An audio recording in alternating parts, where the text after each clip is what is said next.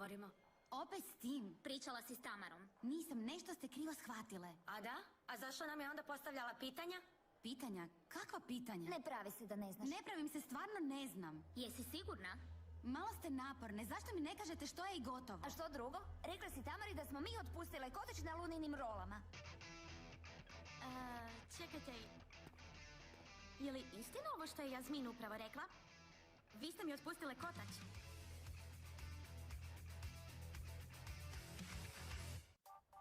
Ne vjerujem. Onda je ono što sam čula istina. Vi ste otpustile kotač na Luninim rolama. Čekaj, je li istina to što kaže Nina?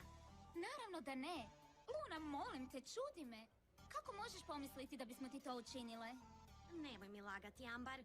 Jasmin je upravo to rekla. Ne, ja sam rekla da... Ja sam htjela reći nešto Da je to drugo. bila šala, niste razumjele? Da, naravno, bila je šala. Jasmin, stalno imate loše šale. Vidiš, stalno ti govorim, ne radi to pred ljudima koji ne razumiju. Stvarno misliš da ćemo u to povjerovati? Zašto već jednom ne priznate i gotovo? Malo se upusti, Nina.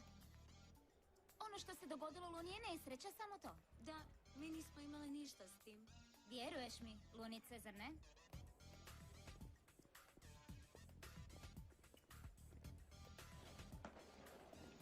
Vidiš što si učinila? Pobjeglo mi je cure. A ako se ispričaju Tamari, Nikad više nećemo rolati u roleru.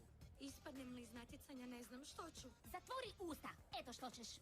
Sve je ovo vaša krivnja. Moja nije, za sve je kriva Jasmin. A, dobro. Sad se moramo pobrinuti da Luna ne kaže Tamari. Kako? To je sad moja briga.